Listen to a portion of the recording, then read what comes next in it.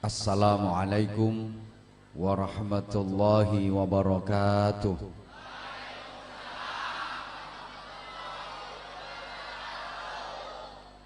Bismillahirrahmanirrahim. Alhamdulillahilladzi arsala rasulahu rahmatan lil alamin. Asyhadu an la ilaha illallah wahdahu la syarikalah al-malikul haqqul mubin.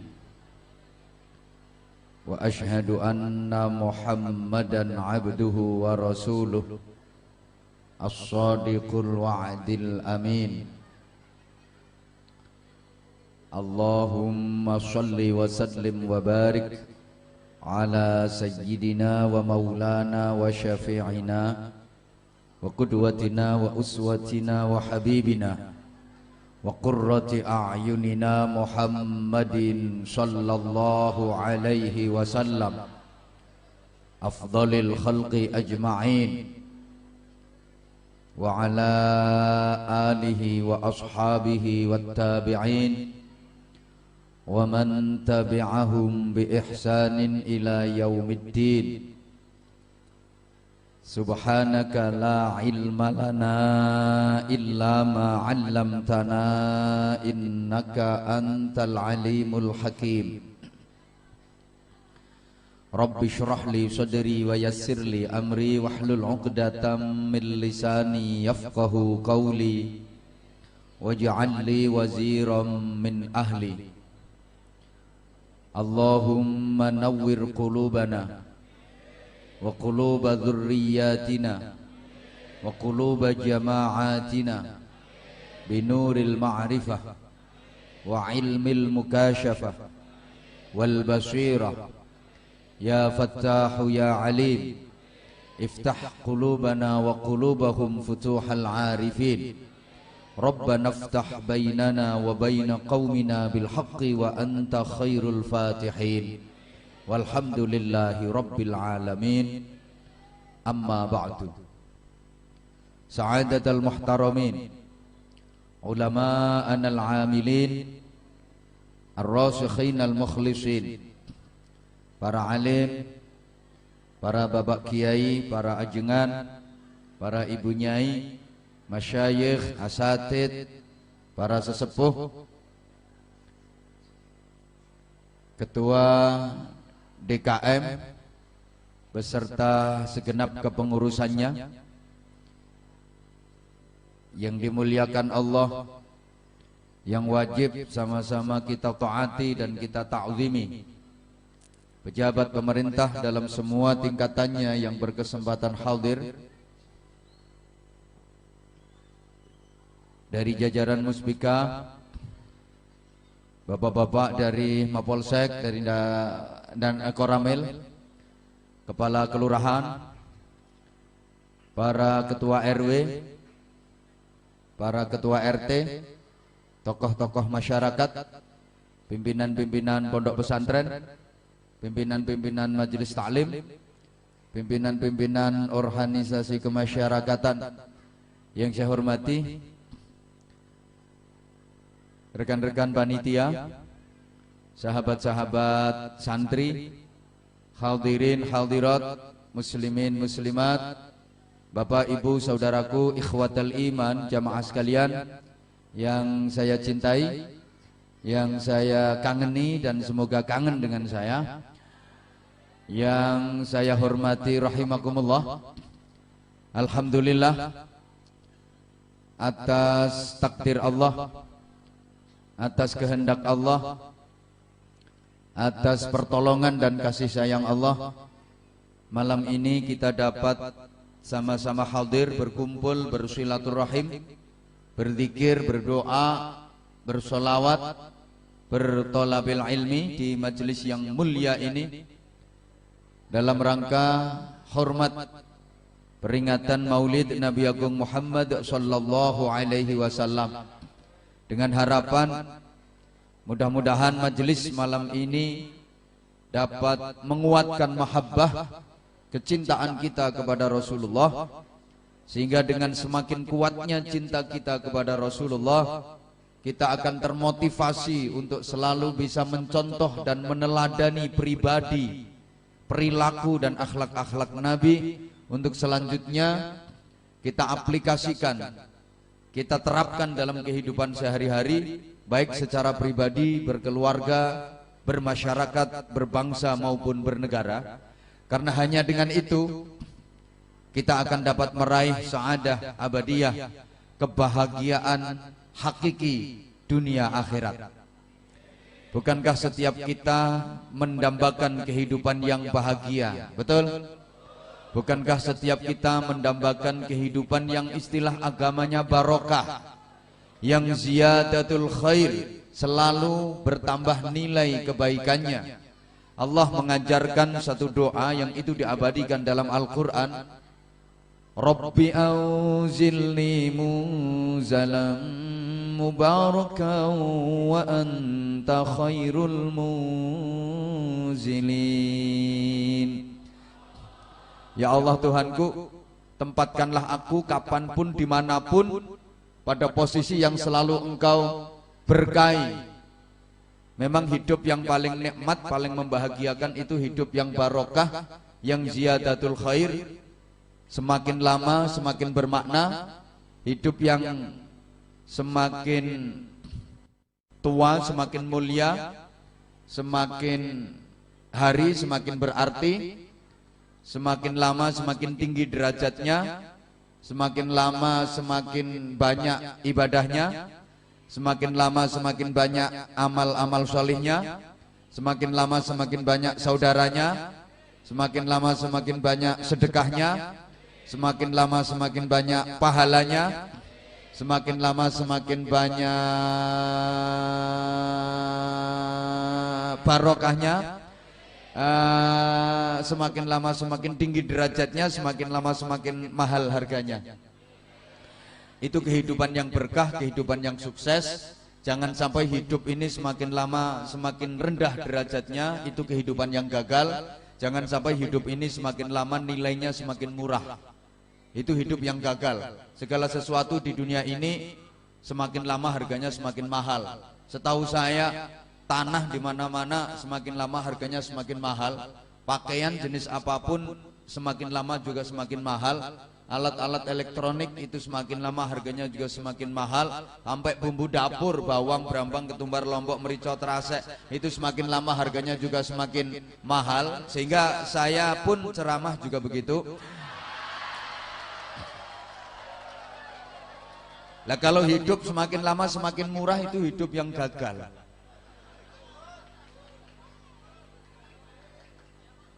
Keluarga yang bahagia adalah keluarga yang barokah. Perumahan yang paling nikmat untuk ditinggali adalah perumahan yang barokah. Jabatan yang paling nikmat membahagiakan itu juga jabatan yang barokah.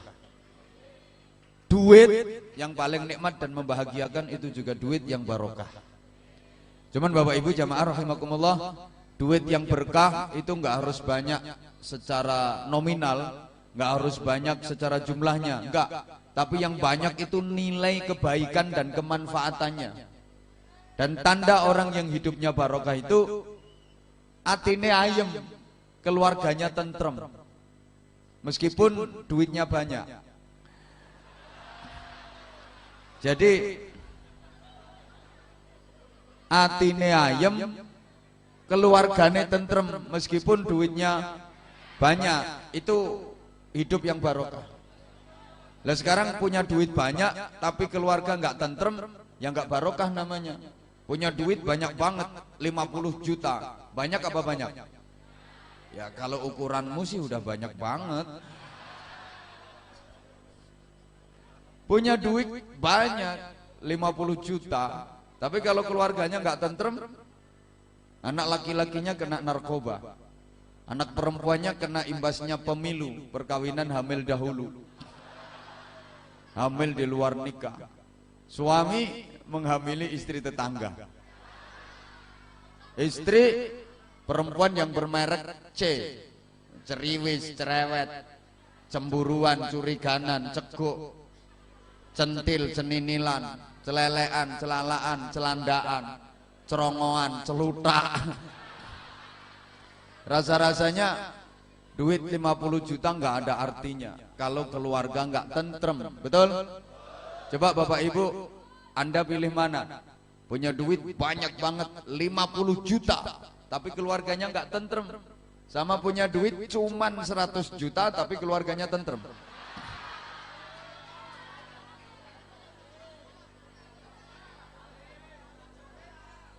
Mudah-mudahan semuanya barokah, keluarganya barokah, rumah tangganya barokah, didukung oleh rumah yang bagus. Cuman perlu diingat bahwa bagusnya rumah itu barometernya, ukurannya bukan dari bangunan fisiknya. Biaya pembangunannya miliaran, bahan bangunannya serba kristal, semuanya impor dari luar negeri. Ya mesti, masa impor teko Jonegoro. Perabotannya mahal-mahal banget, seluruh ruangan udah ber-AC, sampai toiletnya AC. Kan selama ini kalau ruangan Anda kan banyak yang belum AC, masih AB gelasnya, angin berobos itu. Ini luar biasa rumahnya, mentereng. Bukan itu ukuran bagusnya rumah, tapi rumah bagus itu ukurannya dari penghuninya, orang-orang yang tinggal dalam rumah itu. Meskipun rumah sederhana, biaya pembangunannya nggak mahal-mahal amat, perabotan-perabotan rumah tangganya murah-murah, tapi isinya keluarga yang harmonis, yang bahagia, yang ahli ibadah, suami soleh, istri solehah, anak-anaknya dzurriatan thayyibah. Itu rumah-rumah bagus namanya. Sebaliknya, meskipun rumah itu bagus banget kayak rumahnya Demet, tapi yang tinggal di dalam keluarga yang berantakan, anak-anaknya pada drop out sekolah, nggak ada yang mau ngaji, suami istri tiap hari berantem, cekcok melulu, nggak pernah ada kedamaian, tiap ketemu pasti berantem. Masak suami baru pulang kerja sampai rumah istri wes nyangap wisan, bedes teko. Suami kan nggak mau kalah, oh ketek akan cangkem. Anaknya denger, wah ternyata bapakku bedes, ibuku ketek, berarti aku iki munyuk. Itu namanya bukan rumah tapi kebun binatang, ngisinya bedes, ketek sama munyuk. Ya sama dengan baju itu Bapak Ibu. Ukuran baju bagus itu bukan dari kainnya yang sutra kualitas tinggi, modelnya yang wah keren, gentle, trendy, funky, bukan. Bandrolnya mahal, bukan. Tapi ukuran bagusnya baju itu dinilai dari orang yang ada dalam baju itu, yang make. Meskipun baju itu berbandrol mahal, bandrolnya 10 miliar. Mbuh klambi apa mbuh pokoknya. Yuk sekalian bikin contoh biar gak kena dibantah. Bandrolnya 10 miliar. Kainnya kualitas tertinggi, modelnya paling bagus. Mohon maaf, tapi yang tinggal di dalam itu perempuan yang moralnya bejat, akhlaknya rusak, nakalnya amit-amit. Itu aku nggak tahu namanya, mohon maaf banget nggak bisa nyebutin terpaksa. Bahasa Jawanya nggak ngerti, bahasa Sundanya nggak ngerti, bahasa Betawinya juga nggak ngerti, bahasa Indonesianya juga nggak ngerti. Ngerti aku cuman bahasa yang agak ke Inggris-Inggrisannya. Perempuan kayak itu dinamakan the lonte. And the begengge.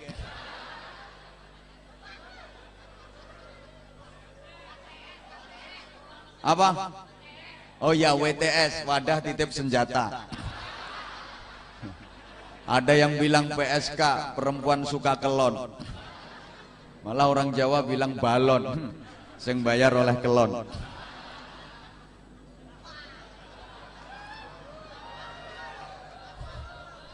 Bukan pelacur, sumpeli alat mancur. Tuh kalau di daerah aku namanya I love you. Mari tilapi tinggal Melayu. Baju yang berbandrol mahal, kalau yang make perempuan kayak gitu, ya nilainya jadi murah. Orang yang ada di dalam baju itu perempuan murahan,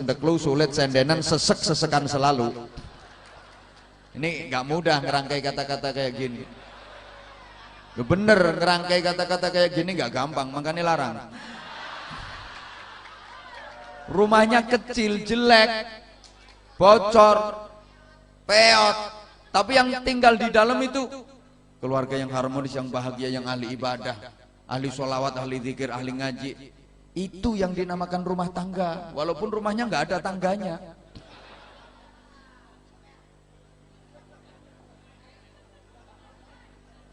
Maka sungguh keberkahan dalam hidup ditentukan dengan kualitas manusianya. Kita ini sudah nggak saatnya berpikir tentang enak apa nggak enak. Itu pikirannya anak kecil. Mohon maaf. Subhanallah. Ya, saya berdiri aja karena kelihatannya jamaah yang datang mayoritas ibu-ibu, cewek-cewek dan kaum perempuan. Maka saya harus berdiri karena saya sadar hasil survei, riset dan penelitian terakhir membuktikan bahwa laki-laki yang tahan berdiri lebih dicintai kaum perempuan.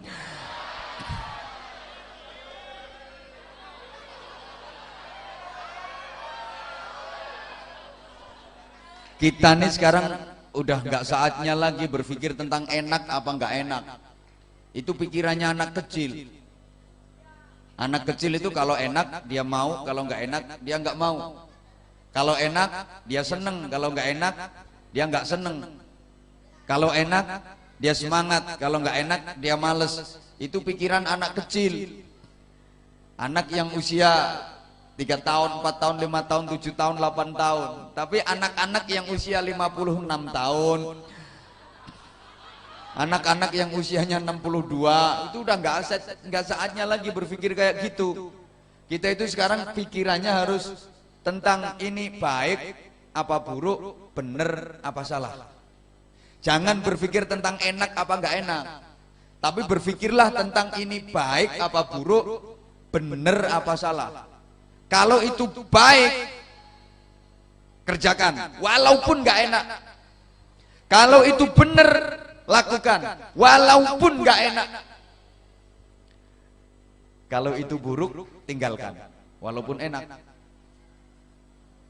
Kalau itu salah, tinggalkan walaupun enak.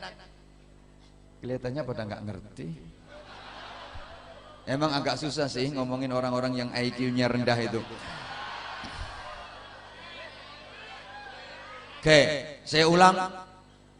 Udah nggak saatnya lagi kita berpikir tentang enak apa nggak enak. Kalau enak mau, nggak enak nggak mau. Kalau enak semangat, kalau nggak enak males. Kalau enak seneng, kalau nggak enak nggak seneng. Itu pikirannya anak kecil. Tapi kita sekarang harus berpikir tentang baik atau buruk, benar atau salah. Selama itu baik, benar, lakukan. Walaupun nggak enak. Selama itu buruk, salah, tinggalkan. Walaupun enak. Kalau kita udah bisa kayak gitu, kita akan bisa menikmati benar, menikmati baik. Di mana baik dan benar itu nikmatnya lebih dahsyat daripada enak. Contoh, kalau nggak dikasih contoh ya nggak paham. Soalnya kelihatannya cantik-cantik tapi on.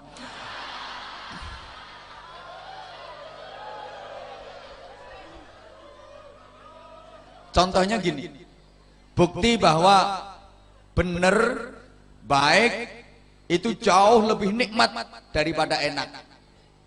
Contoh, pemain bola ketika berhasil bikin gol ke gawang lawan, bukan ke gawang sendiri.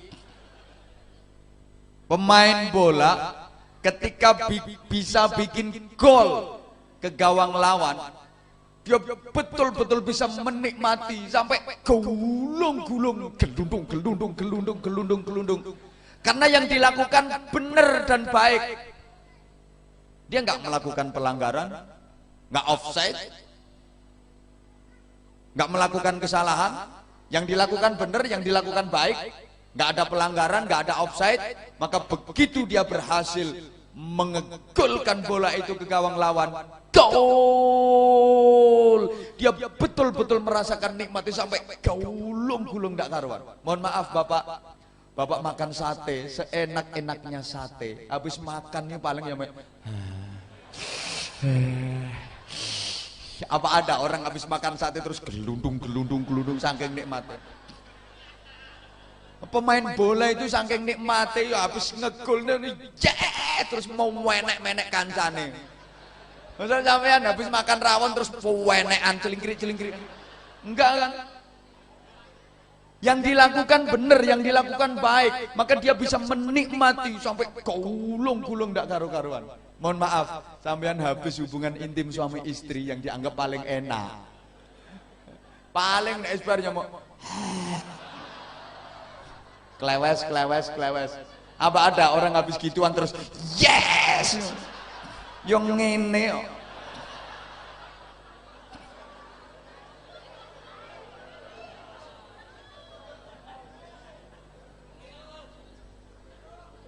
Allahumma sholli ala Muhammad.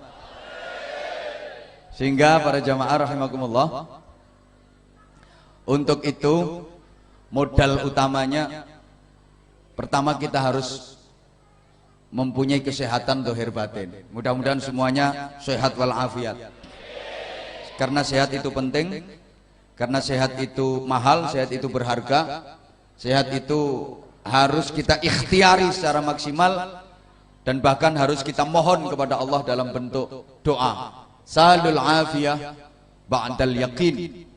Kalian semua mintalah diberi kesehatan setelah kalian punya keyakinan, setelah kalian punya keimanan.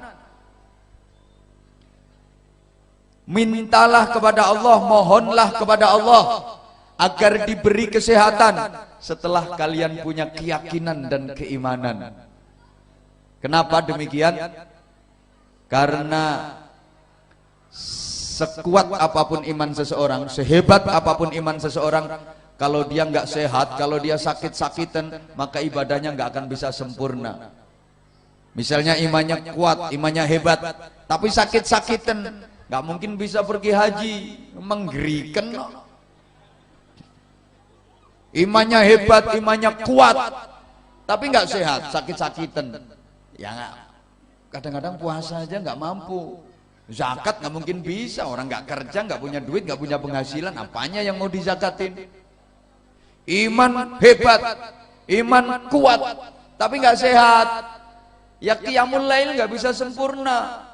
Zikir, sholawat, baca Al-Quran nggak mungkin betah lama. Wong geriken-geriken.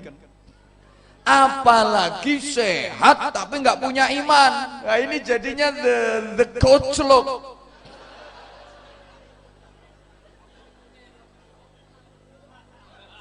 Para pelaku tindak kriminal, para pelaku maksiat itu rata-rata ya orang-orang yang berbadan sehat, bertubuh sehat, betul?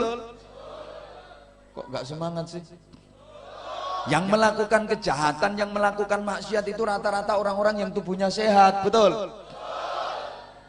Koruptor-koruptor yang suka ngabisin duit negara itu orang-orang yang tubuhnya sakit apa sehat? Sehat. Yang suka ke klub malam, sukanya dugem, tahu dugem ya? Duduk gemetar itu loh, naik ojek.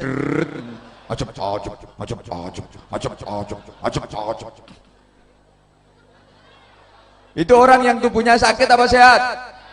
Sehat. Yang suka teler. Itu orang-orang yang tubuhnya sakit apa sehat? Sehat. Yang suka main judi itu orang-orang yang tubuhnya sakit apa sehat? Ibu-ibu yang suka ngomelin suami itu rata-rata yang tubuhnya sakit apa sehat? Nah itu orangnya jawab sendiri ya itu.